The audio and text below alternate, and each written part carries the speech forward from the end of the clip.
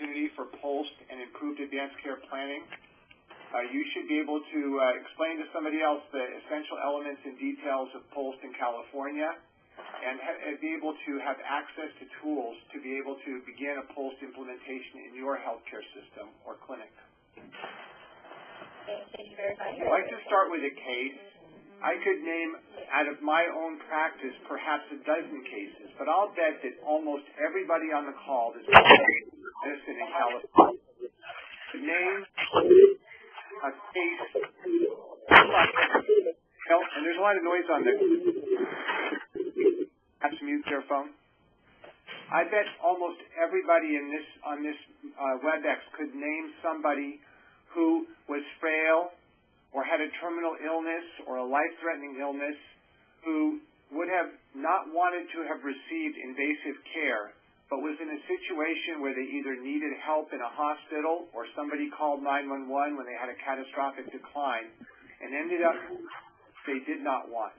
When the EMS comes, they follow a protocol, they do CPR, they often break the ribs, and the patient gets taken off to the hospital.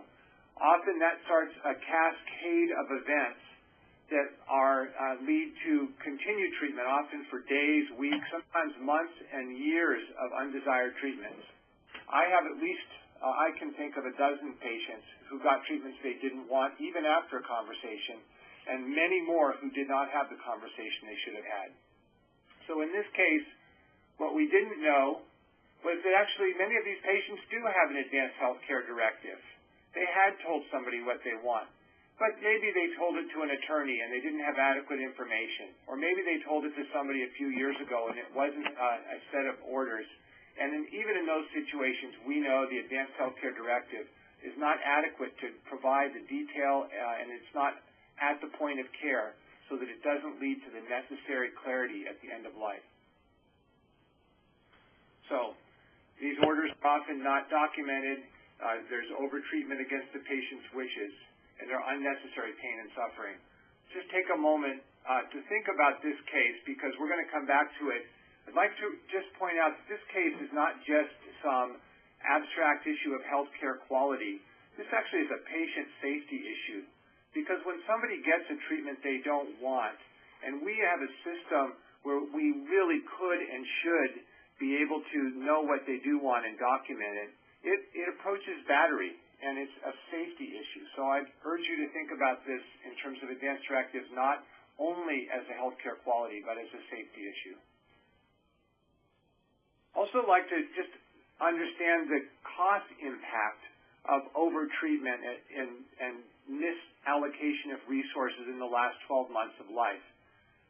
First of all, this is not a small part of our Medicare budget. It's between 25 to 28% of the Medicare budget, and it's been remaining relatively constant over the past 25, 30 years. Of the entire Medicare budget is spent in the last year of life. And so this slide shows you data that's been adjusted. Actually, unadjusted costs have come down a little bit because hospice has made a small impact, at least that's the best explanation, over the past few years on reducing costs in the last year of life. However, we have not been able to change the practices in the last year of life as compared to the practice in the rest of Medicare. So when people talk about the increasing costs in the last 6 months of life or in the last year of life, it's important to understand that we're not changing the amount of money we're spending in the last 6 months of life, but we're also not reducing it. So a quarter of all money is spent in the last year of life, and the reason why it becomes such an ongoing problem to the rest of our healthcare budget and the overall budget is that the costs of Medicare continue to rise at a fairly dramatic rate over time. And as you can see in this curve, fairly dramatic, consistent year-over-year increases both in the last 6 months of life and in overall Medicare costs. So the reason why we're spending so much money at the end of life, not that we're doing more at the end of life or less, but we haven't really changed the practice patterns at the end of life as compared to overall practice patterns in Medicare. The other important point to be aware of is that there's extraordinary variation by state, by hospital referral area, by hospital, in the amount of money we spend in the 6 months before death. and those of you on this call being experts, I hope, in healthcare improvement, realize that variation signals opportunity for improvement, because if you can find the causes of variation and reduce them, you can often produce at the most efficient or most effective level. So we have dramatic variation, and this suggests to me, and is documented by many others, that there's very significant, important opportunity to improve the way we deliver care at the end of life and reduce costs dramatically. And I just point out that between the top states and the bottom states, in Medicare reimbursements in the last 6 months of life, you go from, averages of a whole state of $33,000, $34,000 as compared to $18,000. So it's the whole states are twofold different from other states. And looking even for slightly smaller areas, hospital referral areas, sometimes 4 and 5 time fold differences between different regions in end-of-life costs. Well, I always wondered whether those regional variations were related to the patient preferences. So if patients really wanted more care in certain parts of the country or certain regions, it would be hard to argue against that, and it would be hard to know what the right amount of care was at the end of life.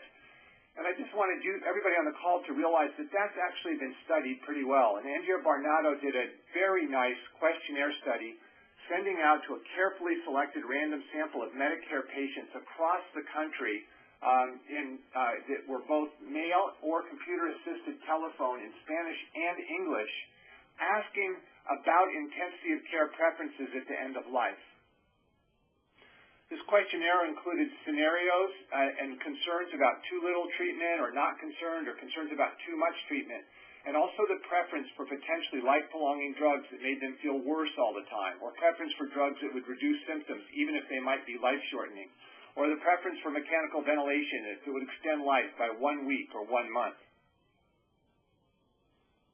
She found out nationally about 40% were concerned about too little treatment, 45% were concerned about too much treatment, 86% preferred to spend their last days at home, 84% did not want potentially life-prolonging medications that made them feel worse, 72% wanted palliative medications even if they might be life-shortening, 87% did not want to be put on a ventilator to gain 1 week of life, and 77% would not want to be put on a ventilator to gain 1 month of life.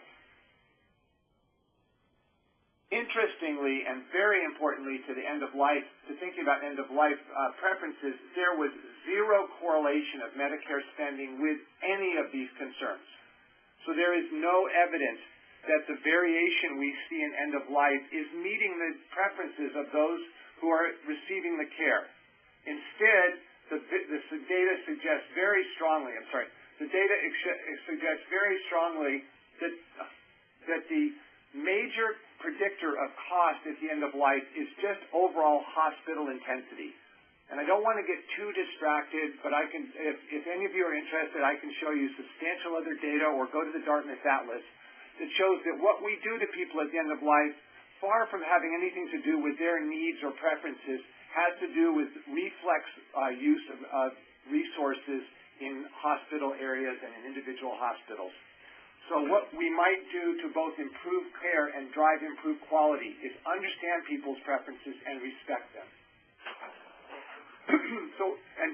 Are people satisfied with the care they're getting at the end of life? Numerous studies would suggest that they aren't. This is just one excellent study by Joan Tino and others that looked at the family perspectives on end-of-life care in the last place of care. And it revealed, it hasn't changed very much since then, actually. 67% of patients died in institutions. Only a third died at home. The number is slightly less than this at this point. 25% noted inadequate treatment for pain or dyspnea. Greater than a third reported insufficient emotional support. And less than 50% of institutional deaths were reported as excellent. The only group of patients that received care at the end of life that family thought was greater than 50% to be excellent were those who received hospice care. So POLST is a part of a solution that can help make sure that we give patients the care they want and don't receive the care they don't want. It replaces and is more effective than the Advanced Healthcare Directive, in which wishes are often not defined or vague, such as limited code or no code. POLST, physician orders for life-sustaining treatment, allow healthcare professionals to know and honor the wishes for end-of-life care. So I'm going to go through detail to give you more detail about what POLST is. As probably all of you know, it stands for the first letter of the acronym Physician Orders for Life-Sustaining Treatments.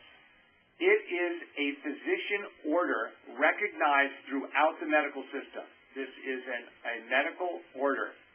It is put on a recognizable portable document, and in California this document is empowered by state law that transfers between institutions or care sites with the patient, and is empowered by law and is valid in those care sites.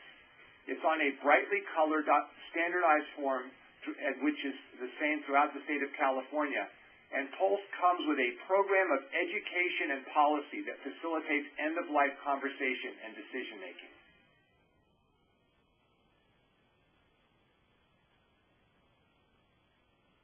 I'm going to go through the form so that you've seen it and feel comfortable with it.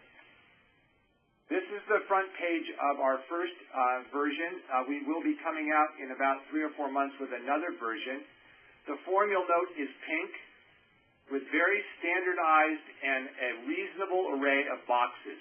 I will tell you that we spent hundreds of hours with more than 21 healthcare organizations and working with them to make sure that the form embodied the most important choices that would be reasonable to have a patient accurately and reproducibly put down, and that the EMS personnel could recognize with some appropriate detail that would also be valuable and available to hospitals attempting more complicated decisions.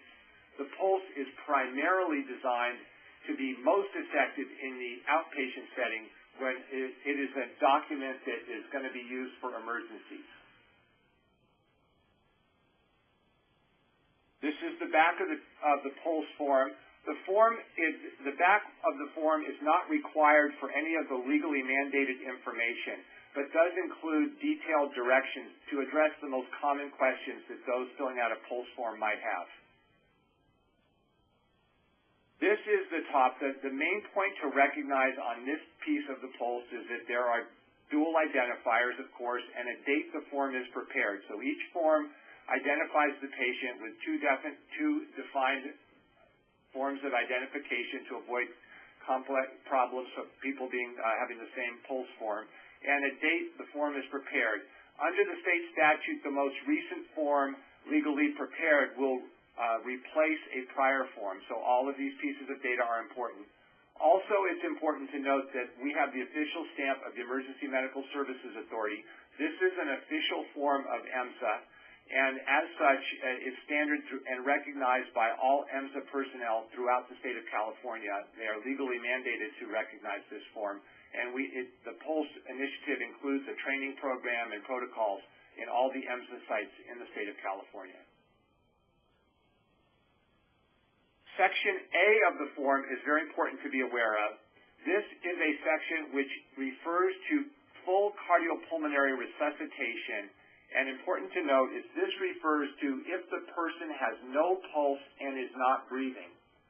If a person has no pulse and is not breathing and requires full cardiopulmonary resuscitation, their chance of survival in the setting of a life-threatening illness is very poor for virtually all progressive life-threatening illnesses. Therefore, many people who would be willing to accept mechanical ventilation or other invasive treatments would not want an intervention in which the success rate is somewhere between 0 to 3 or 4%.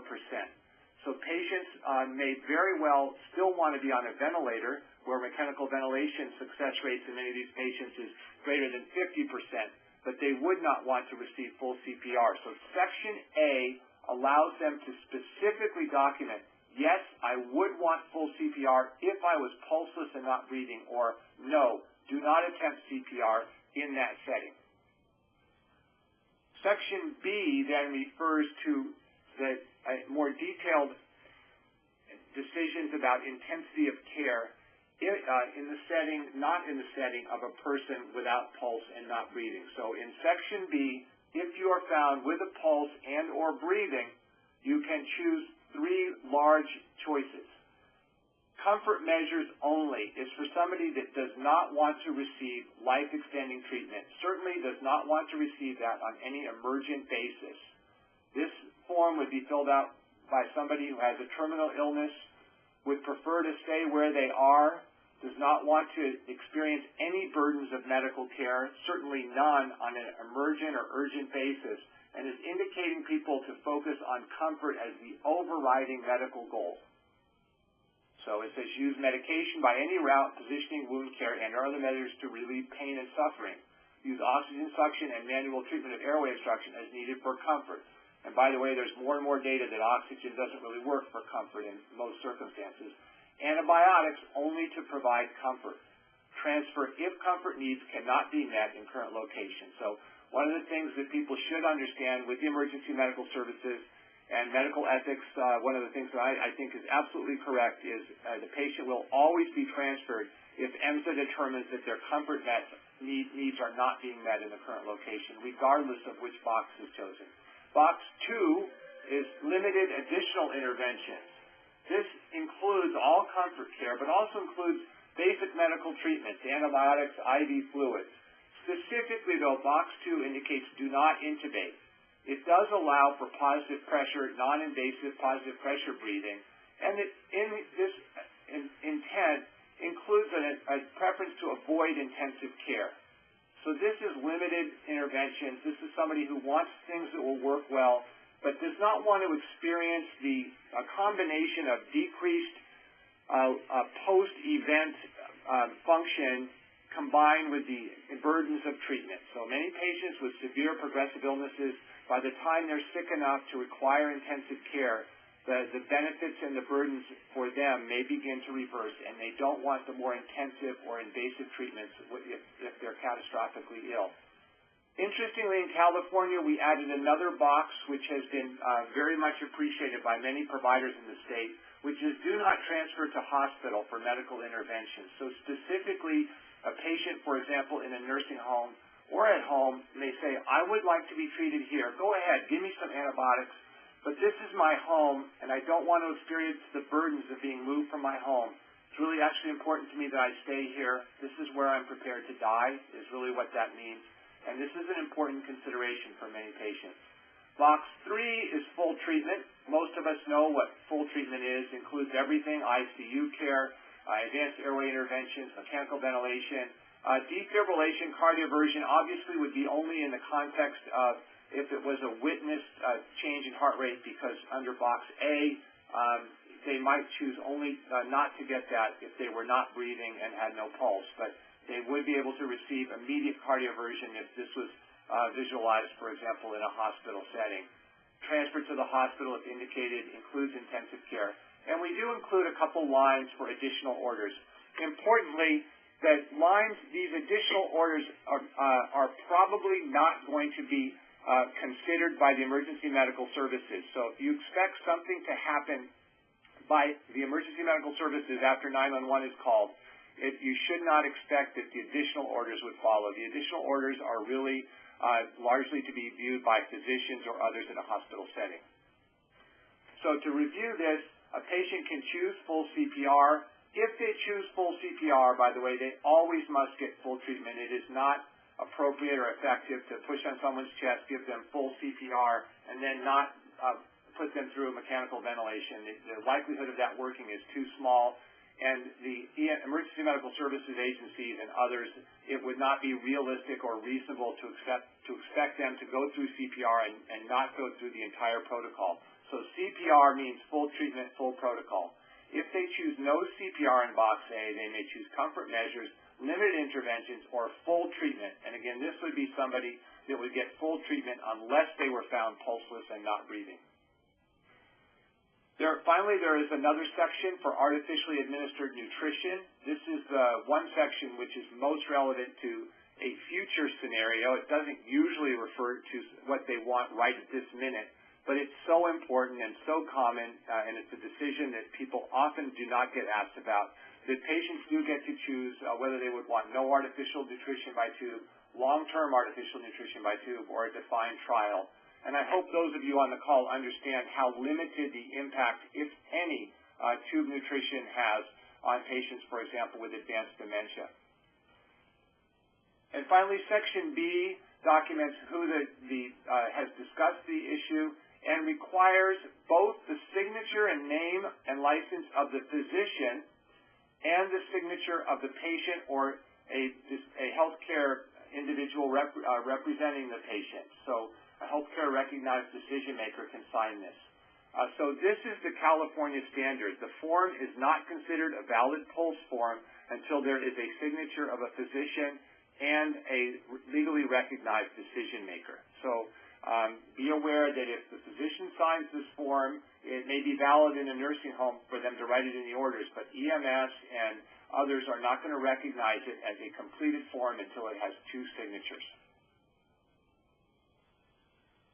Just want to emphasize that we've been talking about a form, and we believe the form is a critical part of the communication process, but POLST is not just a form.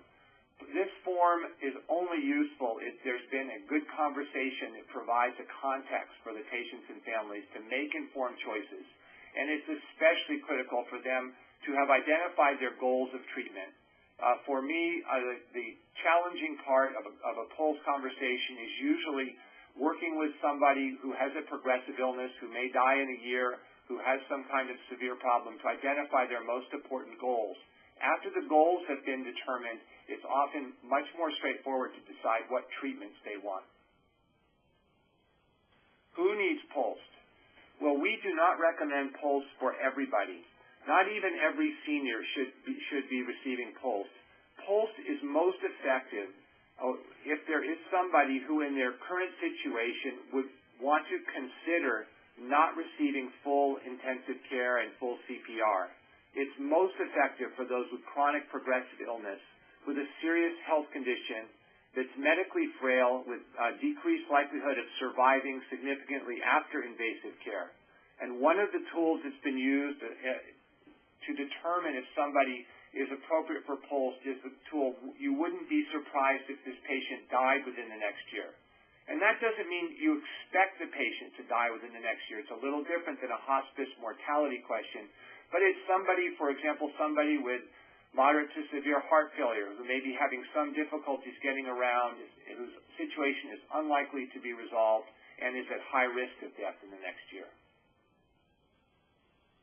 So Judy Sitko now will tell us the history of POLST. Great. Thanks, Jim. Again, just like Jim and Kate, I'm really excited to be on this call and really appreciate your participation and joining us in this whole POLST movement.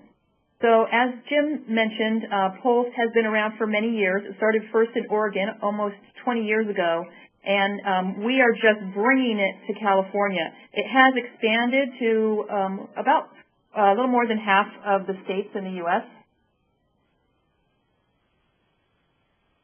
And you can see this map here. This does show the status of POLST across the U.S. The dark pink states are those who have fully implemented POLST and qualify for, quote, endorsed programs. The lighter pink ones are developing programs, so they're in various stages of establishing POLST. But POLST is getting a lot more recognition at the national level, and you may hear about it at national conferences and other places that you go. So in California, we have quite an extensive structure and network to work on POLST and really get it established throughout our state. While we are relatively the newest kid on the block of the dark pink states, we have moved farther, faster than other states.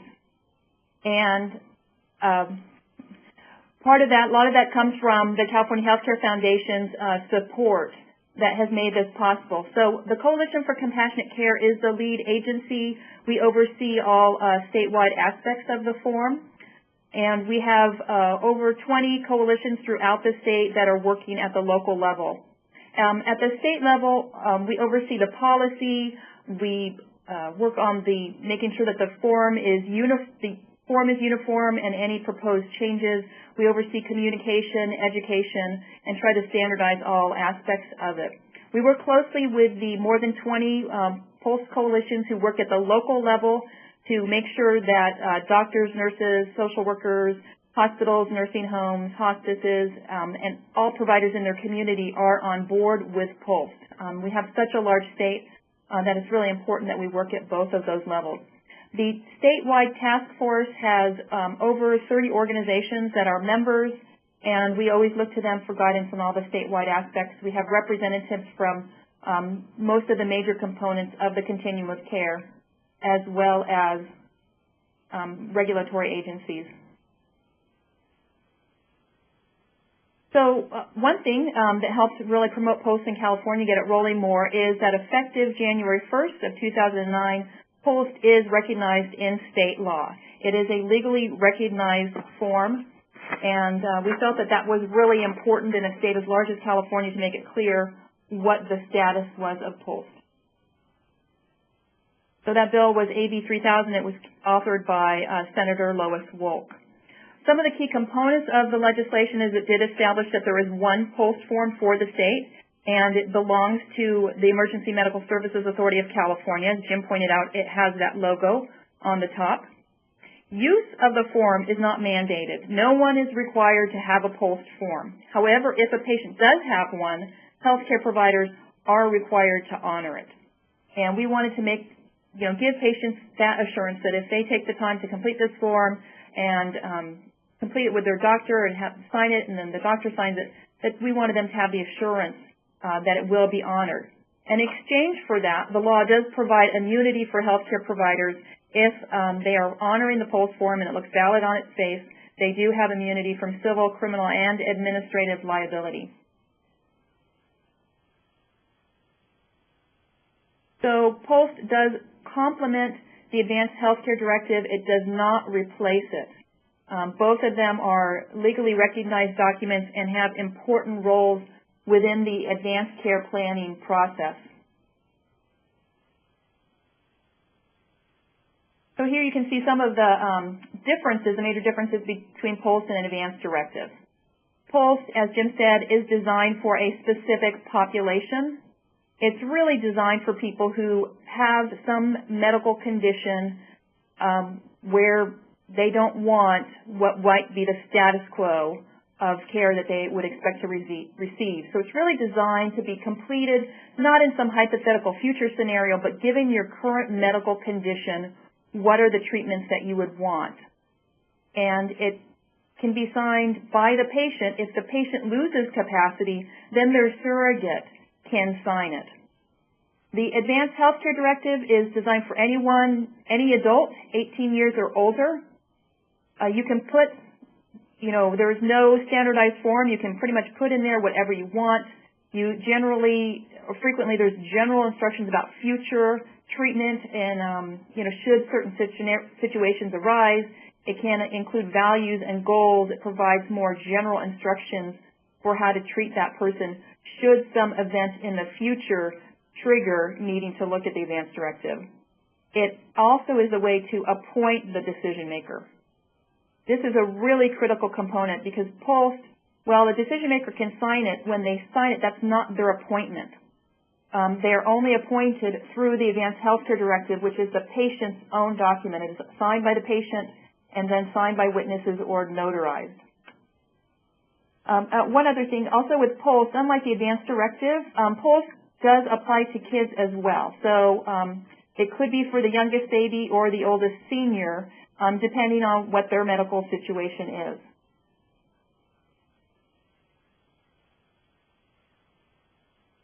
So this next slide shows kind of the continuum of advanced care planning. This is a process. It's not a one-time event. And so we recommend, when a person turns 18, they complete an advanced directive, review it and update it periodically as their life changes, as their medical condition changes, as they get to the point where they might have a serious or chronic progressive illness. Then that's the time to start looking at a POLST form. And as you can see on the left-hand side of this process, we put the word conversation because it's really all about the conversation behind this. The forms are simply a documentation of a conversation that happened prior to the form or as part of completing the form. Even with the advance directive, we have too many patients who complete an advance directive, lock it away and never tell anybody about it, and don't tell their surrogate or agent what their wishes are, how they expect them to carry it out. So overall, this whole POLST process is really about changing kind of the culture, getting a lot more sophisticated about how we handle advanced care planning, and really embedding this conversation into our everyday lives and our healthcare system. POLST really is more similar to the pre-hospital DNR than an advance directive. Both of them are physician's orders. Both of them address resuscitation, and both of them are intended for people who have some medical condition that would indicate that they do not want to go through the risk of attempting CPR because of the potential downsides to that. It's not worth taking that risk. So this highlights kind of the differences. Now, the DNR only applies to resuscitation. POLST allows you to affirmatively choose resuscitation, and it addresses other life-sustaining measures. So the DNR is only about foregoing resuscitation. POLST is really about being explicit about what things you do want and what you don't want. Too often, patients are concerned that if they sign a DNR, it will be interpreted as do nothing.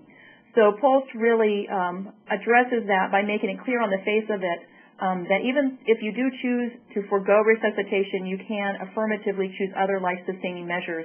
And the studies show that frequently patients are choosing, they're kind of mixing and matching what they want. There's often that they want to forego some treatments but still want other ones.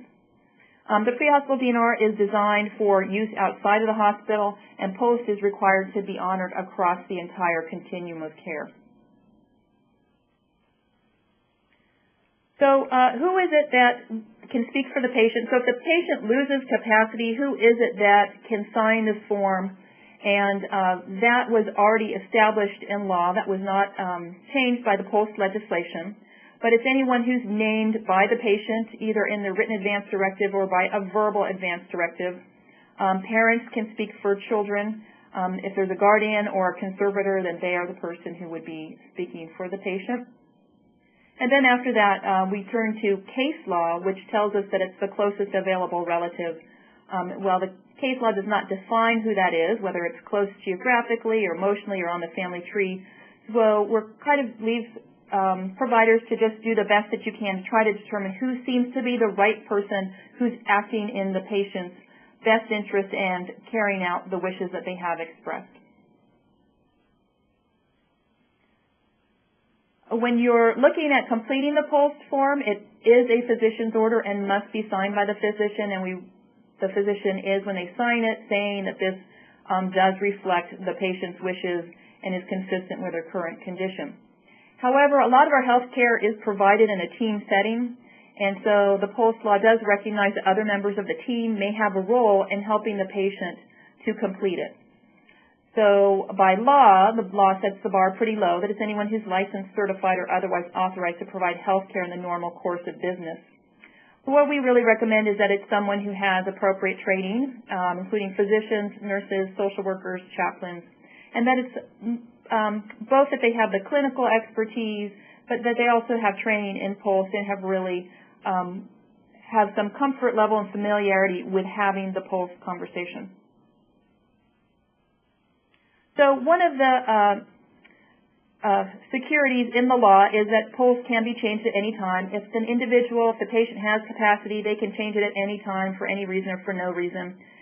If the patient loses capacity, their surrogate can request that there be a change. They need to go and talk to the doctor and explain what is the change in condition or new information about the patient's wishes that justify and support that change to make the document consistent with the patient's wishes. And POLST should be reviewed. As we said, this is a process, so it does need to be reviewed when there's the patient's treatment preferences change, their health condition changes, there's a transfer Form 1 setting, and patient care conferences offered a great opportunity for reviewing these. So, Jim, I think I'm going to hand it back to you now. Okay.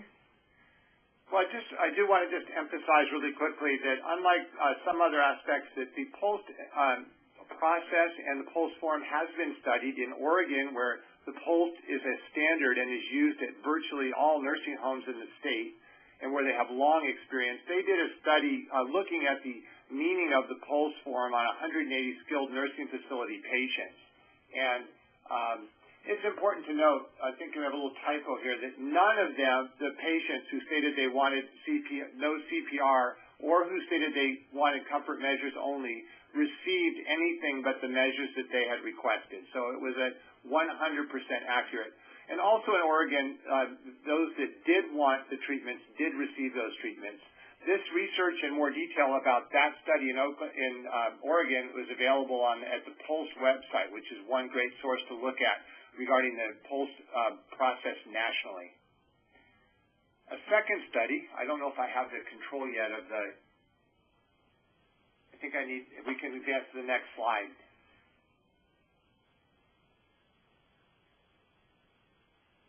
Can people hear me, Judy? I think you may still have the control. Jim, I made you the presenter. Okay.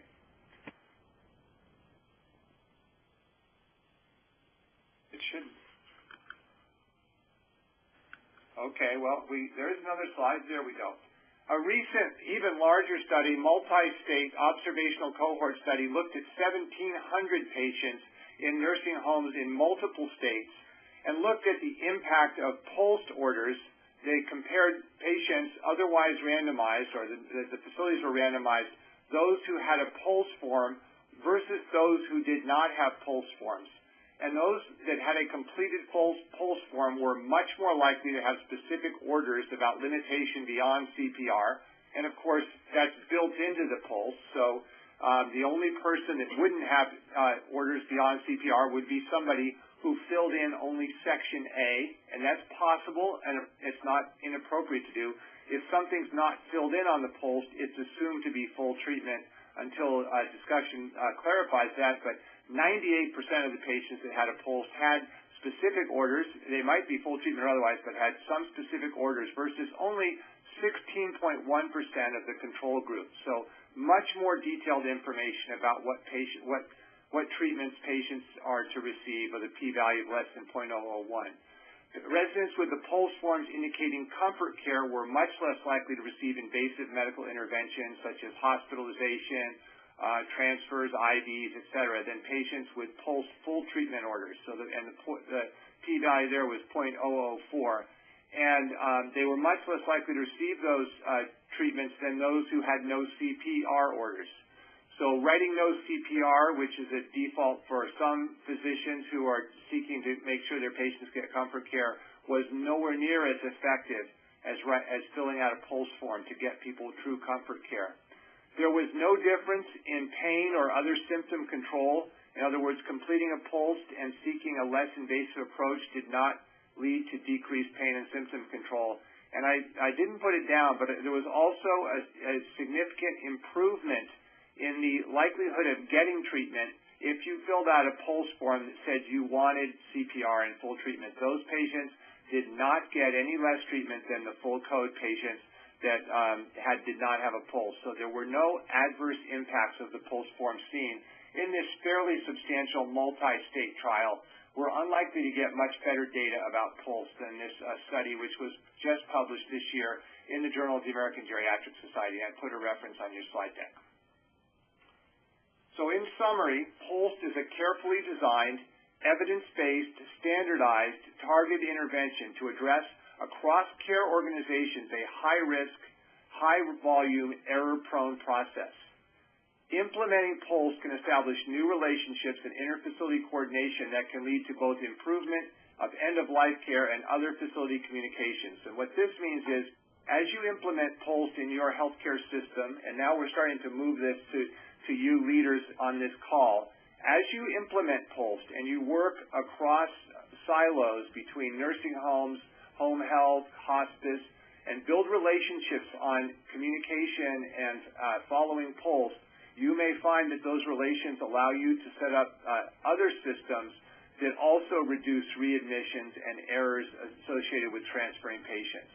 So the question I have for you during the last couple slides that we'll be discussing at the end of our conversation today, is POLST a priority for your healthcare system? To implement POLST, we do suggest some key steps. One is to review the information we present today. Second is engage several leaders, a governing coalition or several people who are in favor. It should include at least one physician champion who believes in POLST and is willing to spend the time to help make a change in an organization or in a healthcare system. Develop policy and procedures, and I will show you we have policies and procedures that you can start with on our POLST website, and they're California specific to help get you started. Adapt those to your environment. Then we recommend starting and coordinating those policies and procedures with educational programs for physicians, other care team members, patients, and community. And we have extraordinary resources, videos, slide decks, information sheets for all of these groups, and continue to develop more and more resources for you. We're working to develop them to be culturally specific and sensitive, and over the next few years you can look for the information to continue to improve. We have POLST forms, I believe, in 6 languages and translated forms, and we can support you, and we'll continue to try and fill needs that you may identify. Also, join with the multiple state and community coalitions. This works best across communities, and we have multiple support coalitions, and myself and others on this call are glad to help you. There is additional funding, the POLST initiative. We are very pleased to know that the support from the California Healthcare Foundation will be continuing, and there may be reimbursements and other resources available to those of you that may be interested in starting or participating in a community-based coalition of people advocating for improved advanced care planning and POLST. So some of the resources, so that you can get to them, are readily available online at www.capolst.org. The translations, again, available in English, Chinese, Farsi, Korean, Russian, and Spanish. You can also buy them in bulk form and paper from medpass.com or from the CMA with a very clear explanatory kit if you like. There are provider and consumer brochures. There is a provider manual about POLST. There are frequently asked questions lists with answers, model policies and procedures for hospitals, skilled nursing facility, and hospice. There are some standardized educational curriculum and train-the-trainer curriculum that are available for physicians, for other staff, for patients, and community members. As I mentioned, there are 18 local POLST coalitions in the state of California, and there is some funding available for those of you that want to start a coalition right away. And now I'm glad we have some time. I'd like to open up the floor for questions, and especially questions related to how you may start your own POLST in your healthcare system are especially welcome.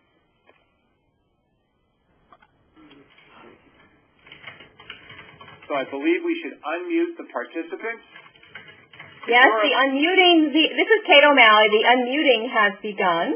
So, but of course, there's always a lot of background noise. So if you don't have a desire to ask a question, please *6 and mute your phone again. But otherwise, now's the time to ask Judy and Jim any questions that you have about their great presentation. I have a question. Please say your name. Anna Gardner. When the patient has, let's say they have the POLST formulated at the nursing home, and then they go home, do they take the POLST with them?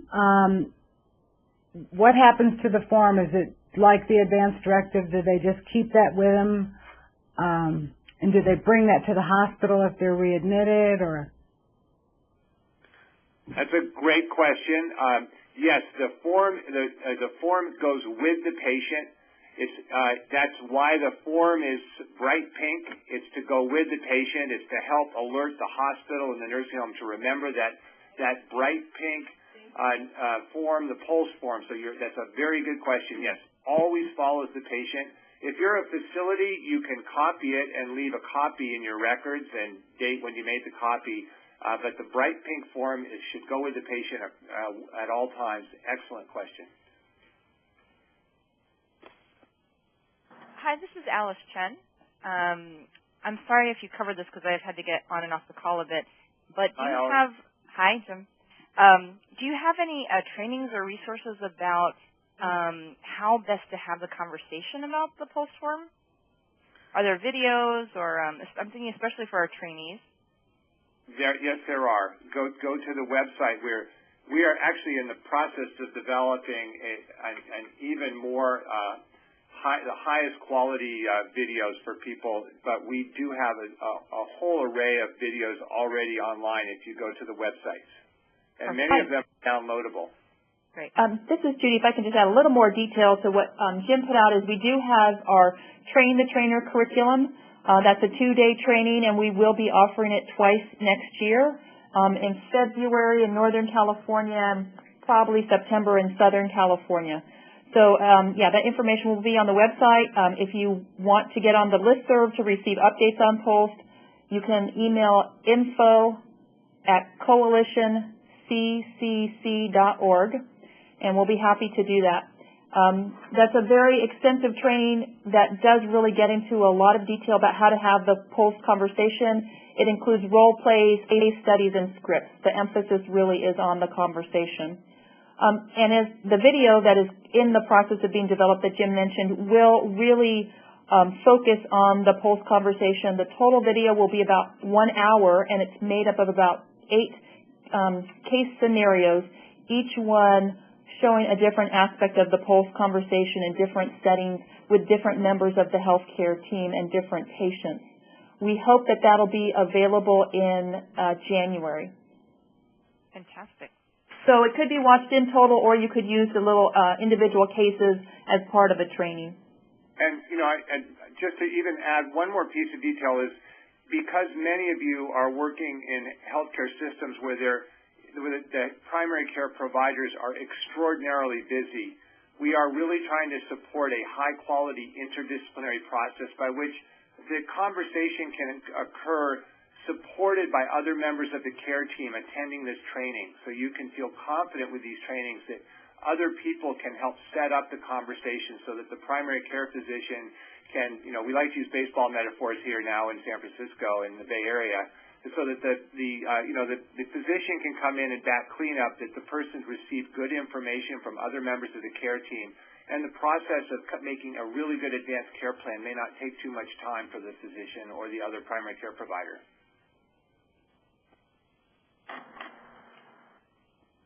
So this is Anna again.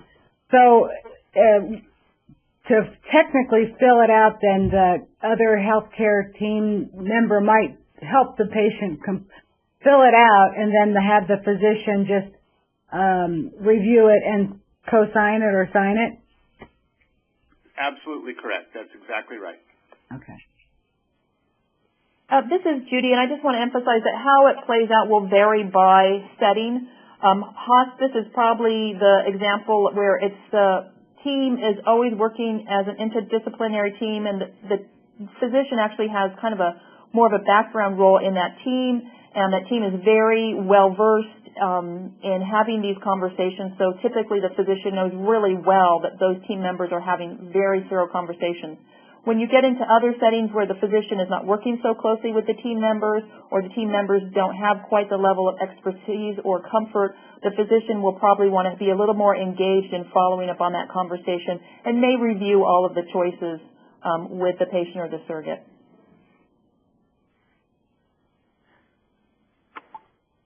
Here's Marv Gordon. Is the form copyrighted, or can anyone print it up as long as they have the right stock paper? It is a form that belongs to EMSA, so essentially it means it's copyrighted. You cannot modify the form, but it is available for download, and it should be printed on Pulsar Pink 65-pound paper. That gives it the weight. Pulsar Pink is the color. So you're welcome to do that. And in addition, if you order the forms through MedPass, you can also order just blank Pulsar pink paper that you can copy the original onto that to put into your chart and keep it on the same color paper. As Jim mentioned, there are some changes that are in the works. We do expect that those will go into effect April 1st if they are approved next month by the EMSA Commission. And one of the things that will change is that the color will go to ultra pink because it's a little better for faxing and copying. And I'll mention there that we're trying to use good performance improvement system. So we're taking feedback on how the form does or doesn't work, and we took that feedback for the first 2 years of use and incorporated the feedback and a lot of input from various folks, and are going to make subtle changes to the new form. The old form will still be completely usable. The new form will be, I believe, slightly more clear as to how the form interacts with an advanced directive and has the contact information organized slightly differently. But the form that you saw will remain valid indefinitely.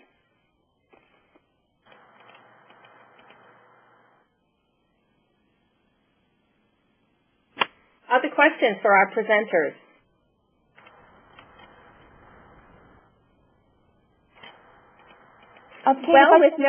Go ahead. Can I just put in a plug?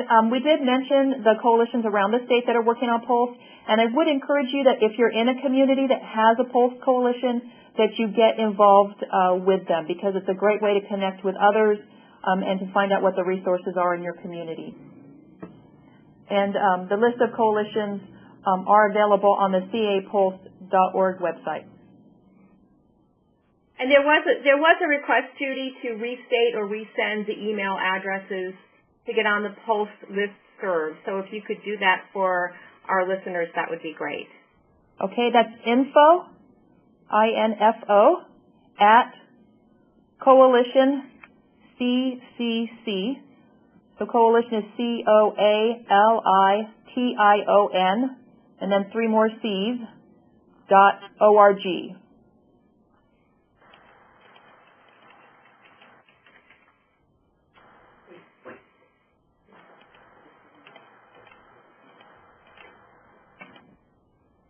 Well, great then. Thanks everyone for being on the call. We appreciate your attention and your interest in POLST in California.